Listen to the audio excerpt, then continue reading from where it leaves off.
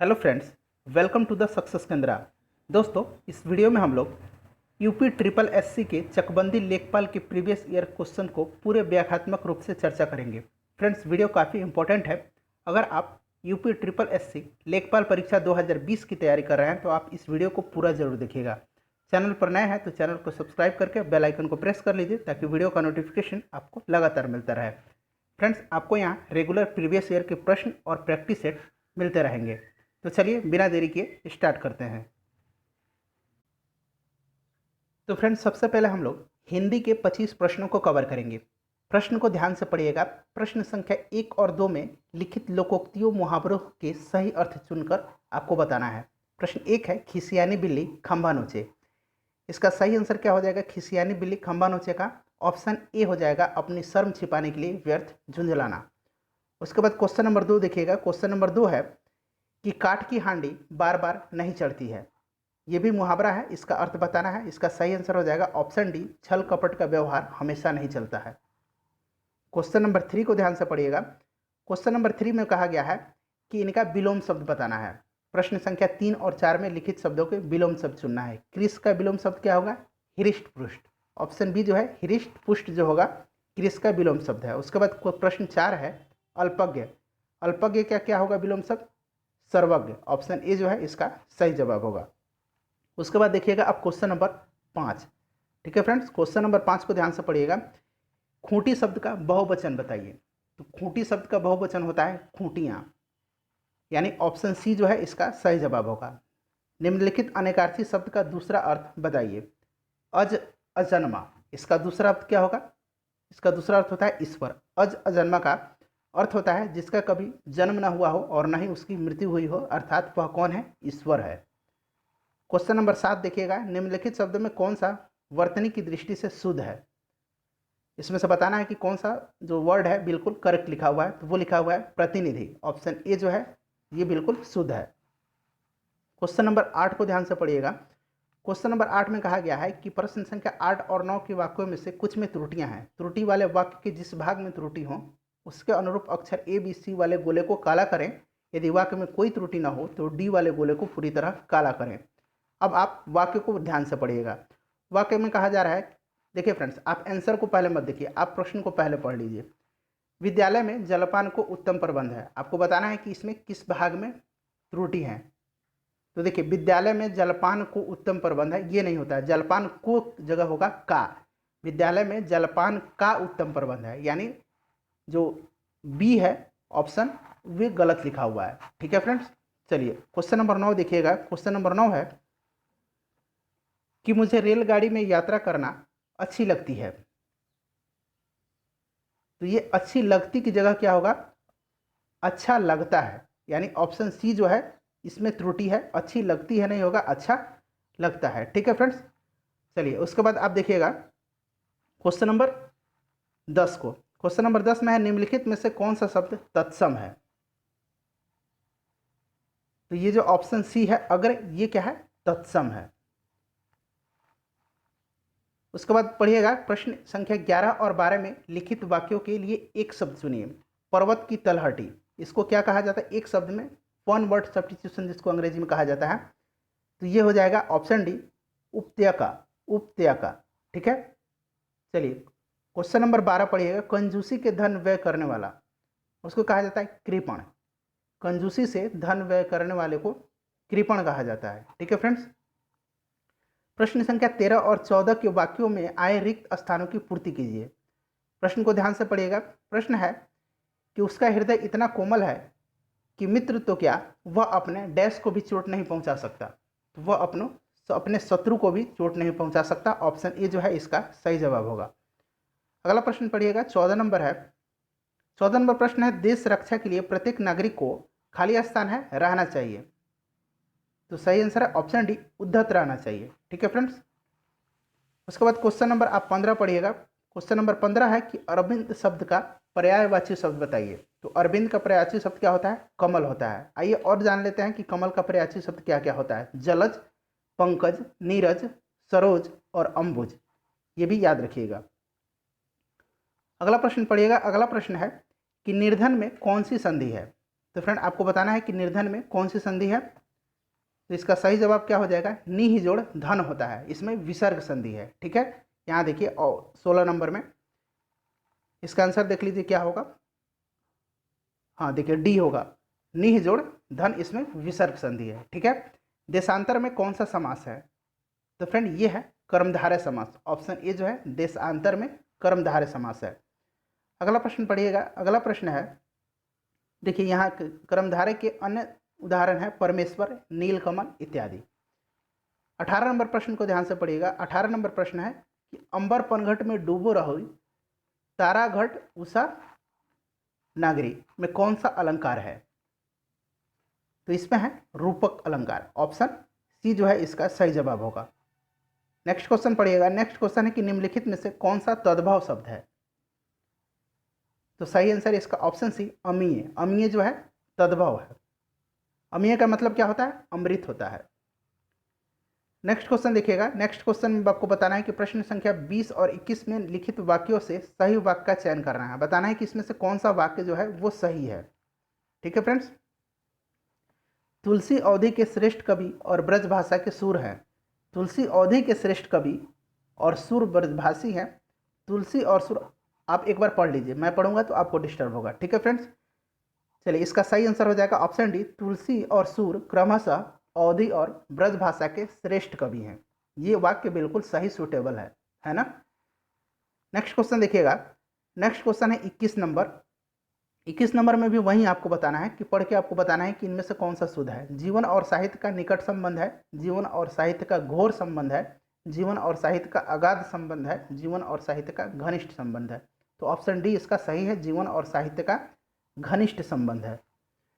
उसके बाद अगला प्रश्न पढ़िएगा। अगला प्रश्न है कि करुण रस का अस्थायी भाव क्या है।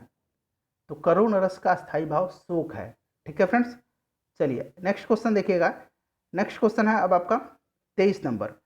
23 नंबर है कि मैं खाना खा चुका था, इस वाक्य में कौन सा भूतकालिक वेद है। तो इसमें है ऑप्शन डी पूर्ण भूतकाल। वो खाना खा चुका है, कंप्लीट हो चुका है, उसका जो कार्य है वो कंप्लीट हो चुका है, यानी पूर्ण भूतकाल है। क्वेश्चन नंबर 24 है कि राजा सेवक को कंबल देता है, वाक्य में रेखांकित पद में कौन सा कारक है। यानी सेवक को पूछा जा रहा है, इसमें कौन सा कारक है। तो कर्ता ने कर्म को करण से, संप्रदान को के लिए, ठीक है, को के लिए, यानी ऑप्शन ए है संप्रदान कारक है इसमें। नेक्स्ट क्वेश्चन देखिएगा। 25 नंबर है कि ठठेरा शब्द का लिंग परिवर्तित कीजिए। तो ठठेरा का स्त्रीलिंग आपको बताना है एक्चुअली, तो ठठेरा का क्या हो जाएगा, ठठेरिन हो जाएगा। ठीक है फ्रेंड्स, चलिए अब यहाँ से हम 25 प्रश्न अब करते हैं हम सामान्य जानकारी की। फ्रेंड्स यहाँ हम भाग 3 को कवर करेंगे जिसमें सामान्य जानकारी है। भाग 2 में गणित के प्रश्न थे, गणित के प्रश्नों को यानी भाग 2 को हम लास्ट में कवर करेंगे। ठीक है फ्रेंड्स, वीडियो के लास्ट में हम कवर करेंगे। चलिए 51 नंबर प्रश्न है कि केंद्र सरकार के विकास व्यय में शामिल नहीं है। आपको बताना है कि इनमें से कौन से केंद्र सरकार के विकास व्यय में शामिल नहीं है। तो वह है सामाजिक एवं सामुदायिक सेवाओं पर, माफ कीजिएगा, रक्षा व्यय। ऑप्शन सी जो है इसका सही जवाब हो जाएगा। केंद्र सरकार के समस्त व्यय को योजनागत व्यय और गैर योजनागत व्यय में बांटा जा सकता है, जिसे क्रमशः विकासात्मक व्यय और गैर विकासात्मक व्यय भी कहा जाता है। तो आपसे यही पूछा जा गया था कि विकास व्यय में कौन शामिल नहीं है। तो देखिएगा गैर विकासात्मक व्यय में रक्षा व्यय, सब्सिडी, ब्याज, भुगतान, पेंशन जैसे व्यय शामिल किए जाते हैं, जबकि उपरोक्त जो अन्य व्यय हैं वो विकासात्मक व्यय हैं। यानी कहने का मतलब है कि बाकी जो सामाजिक एवं सामुदायिक सेवाओं पर व्यय हैं, राज्यों के लिए अनुदान है तथा आर्थिक सेवाओं पर व्यय हैं, वे क्या है, विकास व्यय है। नेक्स्ट क्वेश्चन पढ़िएगा। नेक्स्ट क्वेश्चन है कि हमारे रुधिर में कोशिकाओं का परिवहन एक प्रोटीन द्वारा होता है जिसका नाम है। तो वो कौन सा है, वो है हीमोग्लोबिन। हीमोग्लोबिन के बारे में जान लीजिए। मानव शरीर में ऑक्सीजन का परिवहन हीमोग्लोबिन द्वारा होता है, जो प्रोटीन नामक धातु से बनी होती है। हीमोग्लोबिन में अधिकतर प्रोटीन होता है और ये प्रोटीन एमिनो एसिड की श्रृंखला से बने होते हैं। नेक्स्ट क्वेश्चन पढ़िएगा। नेक्स्ट क्वेश्चन है कि अंतर्राष्ट्रीय गमन यानी माइग्रेशन क्या है। तो इसका सही आंसर है ऑप्शन ए, देशों के बीच में लोगों का संचलन। नेक्स्ट क्वेश्चन है, नेक्स्ट क्वेश्चन को काफ़ी इंपॉर्टेंट है, उसको भी आप ध्यान से पढ़िएगा। नेक्स्ट क्वेश्चन है कि सॉफ्ट बैंक खाली स्थान है और फॉक्सन टेक्नोलॉजी ग्रुप ने एक संयुक्त उपकरण, ये उस समय का करंट अफेयर का प्रश्न है। ठीक है फ्रेंड्स, चलिए इसको स्किप करते हैं। अगला प्रश्न देखिए। अगला प्रश्न है, नेपाल भूकंप त्रासदी के दौरान भारत सरकार द्वारा संचालित किए गए बचाव कार्यों यानी रेस्क्यू ऑपरेशन था, उसको क्या नाम दिया गया था? तो उस समय भी ये भी करंट अफेयर का प्रश्न है, उसका नाम दिया गया था ऑपरेशन मैत्री। ये आपके काम का प्रश्न नहीं है, ठीक है फ्रेंड्स। उसके बाद प्रश्न देखिएगा, लोकसभा चुनाव के लिए उम्मीदवार बनने की न्यूनतम आयु कितनी होती है? तो ये होती है 25 वर्ष और राज्यसभा की 30 वर्ष। नेक्स्ट क्वेश्चन पढ़िएगा, 16 अक्टूबर 1946 को प्रत्यक्ष कार्रवाई दिवस मनाया गया, किसके द्वारा मनाया गया था? ये मनाया गया था मुस्लिम लीग के द्वारा। 16 अगस्त 1946 को प्रत्यक्ष कार्रवाई दिवस मुस्लिम लीग के द्वारा मनाया गया था। यहाँ डिस्क्रिप्शन को आप एक बार पढ़ लीजिए। 16 अगस्त 1946 को मुस्लिम लीग द्वारा प्रत्यक्ष कार्रवाई दिवस मनाया गया था। गौरतलब है कि प्रत्यक्ष कार्रवाई दिवस मुस्लिम लीग द्वारा पाकिस्तान की मांग को तत्काल स्वीकार करने के लिए चलाया गया एक अभियान था।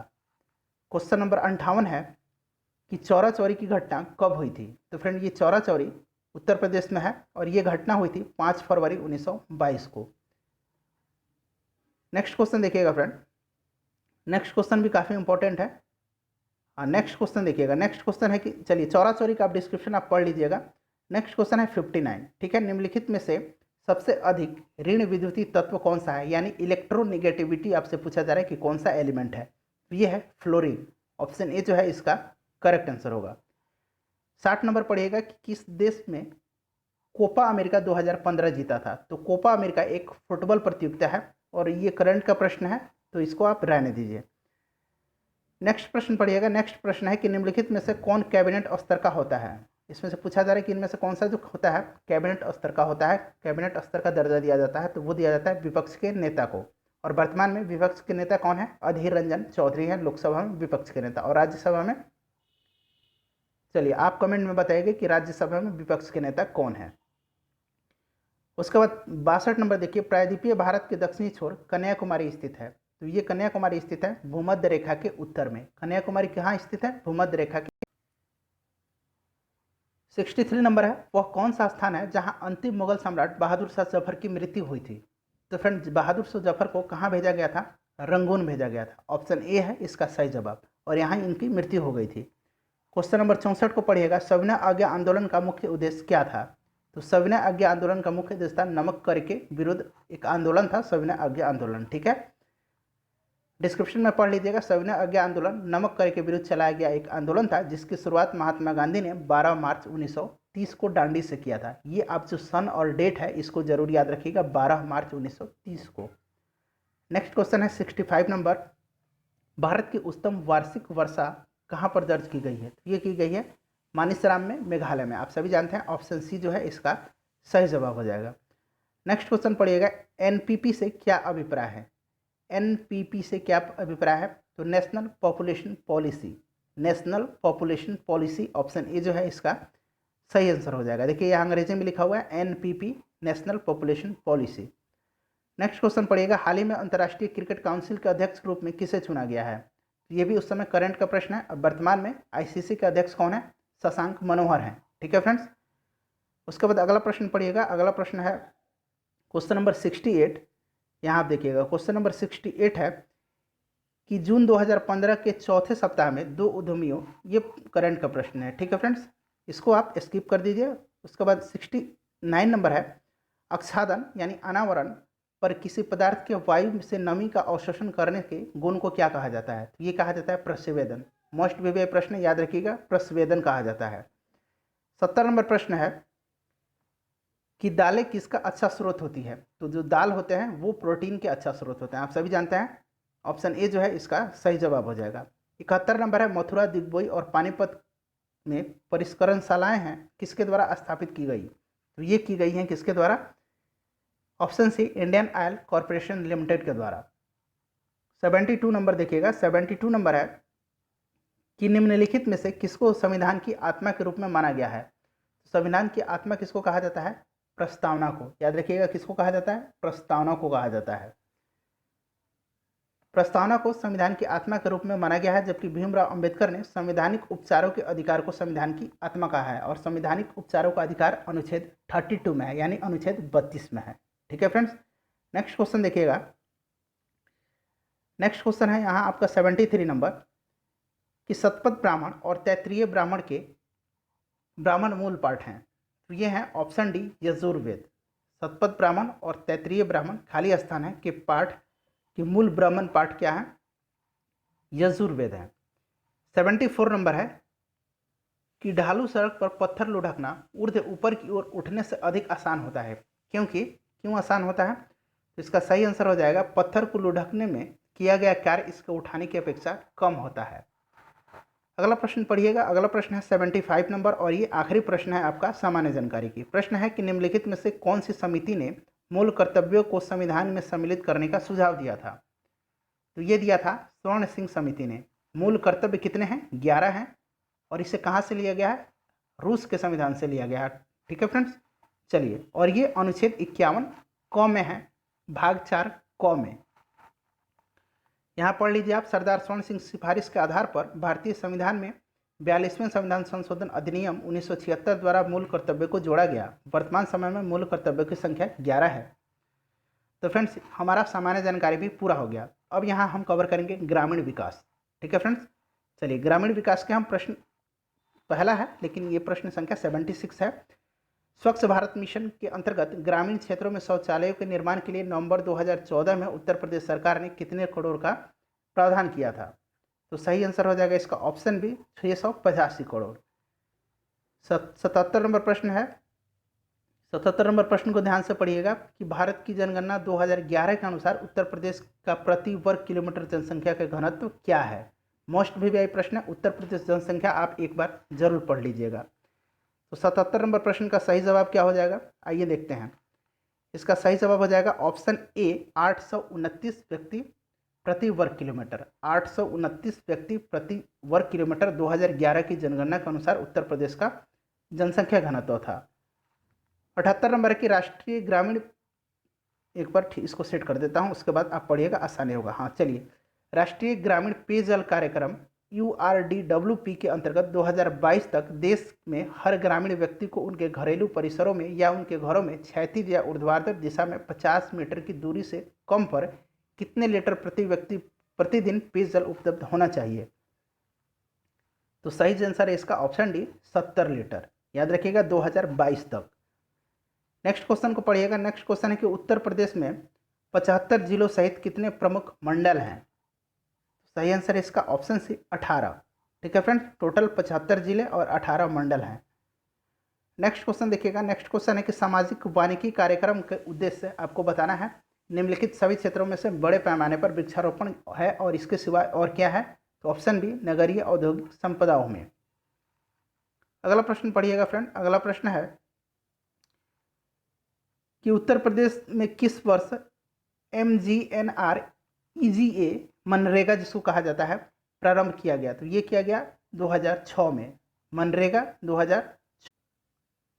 नेक्स्ट क्वेश्चन है 82। क्षेत्रफल की दृष्टि से उत्तर प्रदेश का भारत में राज्यों में कौन सा स्थान है? तो क्षेत्रफल की दृष्टि से उत्तर प्रदेश का कौन सा स्थान है? चौथा स्थान है। ठीक है, याद रखिएगा। नेक्स्ट क्वेश्चन देखिएगा। नेक्स्ट क्वेश्चन है कि नवीं पंचवर्षीय योजना 1997 से 2002 तक जिसकी अवधि रही थी, ग्रामीण क्षेत्रों में BPL के लिए निश्चित की गई वार्षिक पारिवारिक आय का स्तर क्या है? तो ये था ऑप्शन सी, 20,000 रुपये। ठीक है फ्रेंड्स, उसके बाद 84 नंबर है। 84 नंबर है कि उत्तर प्रदेश के प्रमुख रेल इंजन संयंत्र कहाँ पर स्थित है? तो ये है मुगल सराय क्षेत्र में। ऑप्शन सी जो है इसका सही जवाब हो जाएगा। 85 नंबर देखिएगा। 85 नंबर है कि उत्तर प्रदेश राजमार्ग भू नियंत्रण अधिनियम किस वर्ष में पारित किया गया था? तो ये किया गया था 1945 में। 86 नंबर देखिएगा। 86 नंबर है कि अंबेडकर विशेष रोजगार योजना AVRY के अंतर्गत सामान्य श्रेणी लाभार्थियों के लिए उपलब्ध इकाई लागत प्रतिशतता एवं अधिकतम आर्थिक सहायता यानी सब्सिडी धनराशि क्या थी? तो सही आंसर है इसका ऑप्शन ए, 25%, 7,000। ठीक है, 7,500। ऑप्शन ए 25% और 7,500 रुपया। नेक्स्ट क्वेश्चन देखिएगा। नेक्स्ट क्वेश्चन है आपका 87 नंबर। आइए यहाँ 87 नंबर देखते हैं। चलिए, 87 नंबर प्रश्न है कि मध्याह्न भोजन यानी मिड डे मील प्रोग्राम के अंतर्गत मध्याह्न भोजन के पकाने और परोसने और उपभोग करने में स्वच्छता का ध्यान रखने के लिए जांच पड़ताल कितनी आवृत्ति पर करनी चाहिए? तो ये प्रतिदिन होना चाहिए। कॉमन सेंस का प्रश्न है, प्रतिदिन होना चाहिए। ठीक है फ्रेंड्स, चलिए नेक्स्ट क्वेश्चन यहाँ आप डिस्क्रिप्शन पढ़ लीजिएगा। 15 अगस्त 1995 को भारत सरकार एवं राज्य सरकार के समन्वित प्रयासों से यह मिड डे मील योजना शुरू की गई थी। ठीक है फ्रेंड्स। 88 नंबर है कि एक ग्राम पंचायत में महिलाओं के लिए कितने प्रतिशत पद आरक्षित होने चाहिए। तो ऑप्शन ए जो है 33% है। आप सभी जानते हैं अगर आपने पंचायती राज योजना पढ़ा होगा तो। अगला प्रश्न है, हाँ डिस्क्रिप्शन देख लीजिएगा। 73वें संवैधानिक संशोधन 1992 द्वारा पंचायती राज में पंचायतों में महिलाओं हेतु 33% यानी 33% सीटों का आरक्षण किया गया। 89 नंबर है कि उत्तर प्रदेश राज्य के वित्तीय स्वास्थ्य की देखरेख तथा सरकारी लेन देनों में पारदर्शिता लाने के लिए कौन सी वेबसाइट तैयार की गई। तो ये की गई है कोषवाणी। 90 नंबर प्रश्न है कि मध्य भारत में 1 बीघा कितने हेक्टेयर के बराबर होता है। ये होता है 0.2529 हेक्टेयर के बराबर। याद रखिएगा 0.2529 हेक्टेयर के बराबर। 91 नंबर है कि कौन से शास्त्रीय नृत्य के रूप में उत्तर प्रदेश में उद्भव हुआ। तो ऑप्शन सी कथक जो है ये उत्तर भारत का है, कुचिपुड़ी जो है आंध्र प्रदेश का है, घूमर जो है राजस्थान का है और भरतनाट्यम जो है ये तमिलनाडु का है। नेक्स्ट क्वेश्चन देखिएगा फ्रेंड। नेक्स्ट क्वेश्चन है यहाँ से देखिए कि जमाबंदी से क्या तात्पर्य है। तो सही आंसर है इसका ऑप्शन सी भू अधिकारों के प्रलेख। 93 नंबर है SGSY का पूर्ण रूप क्या है। तो इसका पूरा रूप क्या है यानी फुल फॉर्म क्या है। स्वर्ण जयंती ग्राम स्वरोजगार योजना। स्वर्ण जयंती ग्रामीण स्वरोजगार योजना। 94 नंबर है कि किस मंडल को विश्व के उत्कृष्ट कालीन उद्योगों को केंद्र माना जाता है। तो यह माना जाता है मिर्जापुर को। यहाँ पढ़ लीजिए डिस्क्रिप्शन में। उत्तर प्रदेश का मिर्जापुर मंडल विश्व के उत्कृष्ट कालीन उद्योगों के लिए माना जाता है। ज्ञातव्य है कि भारत में कालीन बनाने का ज़्यादातर काम पूर्वी उत्तर प्रदेश राजस्थान एवं जम्मू कश्मीर में होता है। बनारस मिर्जापुर सोनभद्र के दूर दराज गाँव में कालीन उद्योगों का बृहद विकास हुआ है। 95 नंबर है कि उत्तर प्रदेश में लिंगानुपात वर्ष 2001 से एक में कितना था 898 था से वर्ष 2011 में कितना पहुंच गया। तो ये पहुंच गया 912। ठीक है। चलिए नेक्स्ट क्वेश्चन पढ़िएगा। 96 नंबर है कि उत्तर प्रदेश में किस प्रकार की मिलें सबसे अधिक संख्या में है। तो सबसे अधिक संख्या में मेरे ख्याल से चीनी की मिलें हैं। ठीक है फ्रेंड्स। आइए देखते हैं इसका सही आंसर क्या हो जाएगा। 96 का 96 का डी है यानी चीनी की मिलें सबसे अधिक है। BPL सूचियों में छूटे हुए BPL परिवारों को लाभ पहुंचाने के लिए कौन सी योजना प्रारंभ की गई है। तो इसका सही आंसर हो जाएगा option A Samajwadi pension scheme. ये सारे करंट अफेयर के प्रश्न हैं उस टाइम के। उसके बाद 98 नंबर है कि निम्नलिखित में से कौन सा एक उत्तर प्रदेश राज्य के अधीनस्थ न्यायिक सेवा के रूप में कार्य करता है। तो ये करता है इटावा जिला न्यायालय। ठीक है फ्रेंड्स। नेक्स्ट क्वेश्चन देखिएगा। नेक्स्ट क्वेश्चन है आपका 99 नंबर कि ब्रिटिश शासन के दौरान उत्तर प्रदेश में भूमि पंजीकरण किस अधिकारी द्वारा किया जाता था। तो ये किया जाता था लेखपाल के द्वारा, जिसकी आप तैयारी अभी कर रहे हैं। नेक्स्ट क्वेश्चन पढ़िएगा। 100 नंबर प्रश्न है कि राज्यसभा में कितनी सीटें उत्तर प्रदेश में हैं। तो इसका सही आंसर है ऑप्शन डी 31 सीटें हैं और ये सबसे ज़्यादा सीट वाला राज्य भी है उत्तर प्रदेश, लोकसभा और राज्यसभा में। हाँ, अब ये भाग 2 में हम गणित के प्रश्नों को कवर करेंगे। तो फ्रेंड्स यहाँ मैं बता दूं कि मैं आपको सिर्फ प्रश्न दे दूंगा, आप वीडियो को पॉज कीजिएगा और यहाँ हल भी दिया हुआ है, आप खुद से करने का प्रयास कीजिएगा, वीडियो ज़्यादा लंबा हो जाएगा। ठीक है। प्रश्न को पढ़ लीजिए। यदि एक वृत्त की परिधि उसके व्यास के 18.6 सेंटीमीटर अधिक है तो वृत्त का व्यास क्या होगा। काफ़ी आसान प्रश्न है। ठीक है। आपको यहाँ वृत्त का व्यास पूछा जा रहा है कि क्या होगा, उसकी परिधि जो है व्यास से 18.6 सेंटीमीटर अधिक है। तो यहाँ देखिए वृत्त का व्यास को आपने डी मान लिया, वृत्त की परिधि क्या होता है पाई डी होता है। प्रश्न के अनुसार क्या है कि 18.6 सेंटीमीटर ज़्यादा है। काफ़ी आसान प्रश्न है। देखिए इसको माइनस किया गया है, इसको आप सॉल्व कर लीजिए, वीडियो को पॉज करके सॉल्व कर लीजिए। इसका सही आंसर हो जाएगा क्या 8.68 सेंटीमीटर। अगला प्रश्न देखिएगा। अगला प्रश्न है कि दो संख्याओं के महत्तम समापवर्तक यानी HCF और LCM में क्रमशः 12 और 2448 है। यदि संख्याओं का अंतर 60 है तो संख्याओं का योगफल कितना होगा। तो सही आंसर हो जाएगा इसका ऑप्शन सी 348। यहाँ इसका सॉल्यूशन दिया हुआ है, आप पढ़ लीजिए कर लीजिए। ठीक है फ्रेंड्स। देखिए वीडियो को पॉज कर लीजिए और आप एक बार सॉल्यूशन को खुद से कर लीजिए। 28 नंबर है कि एक स्कूटर और मोपेड के मूल्यों का अनुपात 9:5 है। यदि एक स्कूटर का मूल्य एक मोपेड के मूल्य से 4200 रुपये अधिक है तो मोपेड का मूल्य क्या होगा। तो इसका सही आंसर है ऑप्शन डी 5250 रुपया। यहाँ आपका सॉल्यूशन भी दिया हुआ है, आप वीडियो को पॉज करके फ्रेंड्स, मैं उम्मीद कर रहा हूँ कि वीडियो पसंद आ रही होगी। इसी तरह के वीडियो पाने के लिए चैनल को सब्सक्राइब करके बेल आइकन को प्रेस कर लीजिए और फ्रेंड्स वीडियो को शेयर जरूर कीजिएगा। नेक्स्ट क्वेश्चन देखिएगा, 29 नंबर, तीन संख्याओं का योगफल 392 है यदि पहली संख्या का दूसरी संख्या से अनुपात 2:3 है तथा दूसरी संख्या के तीसरी संख्या से अनुपात 5:8 है तो तीसरी संख्या क्या होगी। तो सही आंसर हो जाएगा इसका ऑप्शन बी 192। देखिए यहाँ सॉल्यूशन भी दिया हुआ है, आप वीडियो को पॉज करके आप सॉल्व भी कर सकते हैं। ठीक है फ्रेंड्स, 30 नंबर प्रश्न है कि एक त्रिभुजाकार खेत का परिमाप 540 मीटर है और इनकी भुजाओं की संख्या 5:12:13 है। इस खेत का क्षेत्रफल क्या होगा। तो यहाँ हेरोन का फॉर्मूला लगाना है। ठीक है, चलिए सही आंसर हो जाएगा इसका 9720 वर्ग किलोमीटर। यहाँ आप सॉल्यूशन इसका देख सकते हैं। देखिए यहाँ इसका सॉल्यूशन भी दिया हुआ है। नेक्स्ट क्वेश्चन देखिएगा, 31 नंबर है कि एक आयताकार मेज की ऊपरी सतह का परिमाप 28 मीटर है और इसका क्षेत्रफल 48 मीटर स्क्वायर है। मेज के कर्ण की लंबाई क्या होगी। तो सही आंसर इसका 10। देखिए यहाँ दिया हुआ है, काफ़ी आसान प्रश्न है। देखिए कितना इजी प्रश्न पूछा गया है। नेक्स्ट क्वेश्चन देखिएगा, एक त्रिभुज का परिमाप 30 सेंटीमीटर है और इसका क्षेत्रफल 30 सेंटीमीटर स्क्वायर है। यदि त्रिभुज की सबसे बड़ी भुजा की लंबाई 30 सेंटीमीटर है तो त्रिभुज की सबसे छोटी भुजा की लंबाई क्या होगी। देखिए ये भी काफ़ी आसान प्रश्न है। सही आंसर देख लीजिए 5 सेंटीमीटर होगा इसका। यहाँ देख लीजिए, देखिए 5 सेंटीमीटर। 33 नंबर है, एक पहिए की त्रिज्या 21 सेंटीमीटर है। 792 मीटर की दूरी तय करने के लिए उसे कितने चक्कर लगाने होंगे। ये 10th क्लास के प्रश्न है, हमने 10th क्लास में इसको पढ़ा होगा।